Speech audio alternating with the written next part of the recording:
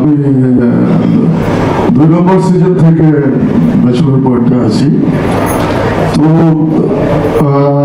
Second season থেকে bachelor পয়েন্টে ঢোকার সময় থেকেই ব্যাচেলর পয়েন্ট আমার কাছে একটা উৎসবের মতো আমার, এবং ব্যাচেলর পয়েন্টের প্রত্যেকটা ধরেন শুটিং হোক, তারপরে অন্যান্য যে কোনো রকম কমিউনিকেশন হোক, তো আমি একটু অসামাজিক টাইপের মানুষ, পজিটিভলি অসামাজিক।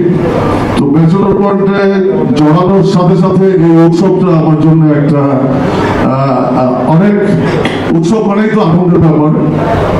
তো আমার বয়স সবাই দিচ্ছে, আমার 52+ চলে, কিন্তু আমি সবসময় 18-25 এইসবের মধ্যেই থাকি। তো প্রায় 2-2.5 বছর এই উৎসবটা মিস করতেছিলাম। তো সিজন 5 আসার পর থেকেই আমার উৎসবের প্রস্তুতিটা আবার শুরু হয়ে গেছে। আমি এনজয় করতেছি আর কি। আর আমি ওরকম ব্যস্ত অভিনেতাও না, কিন্তু ব্যস্ত হয়ে গেছিলাম সেটা ব্যাচেলর পয়েন্টের কারণেই।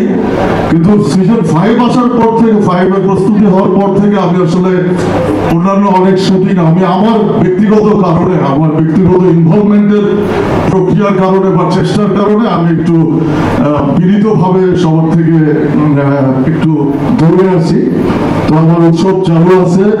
তো আপনারা যারা এখানে আমাদের বন্ধু বান্ধব জেনারেশন পরম্পরায় যারা সাংবাদিক ভাইয়েরা আছেন, বোনেরা আছেন, বা বোনেরা নাই ধরে আছেন, তো সবাইকে এখানে যারা আছেন সবাইকে শুভেচ্ছা। এবং কি সামাজিকভাবে আমি আর কিছু বলতে পারছি না, আমি উৎসব উদযাপন করি, আপনারা আমাদের উৎসবের শরীর। তো ধন্যবাদ সবাইকে।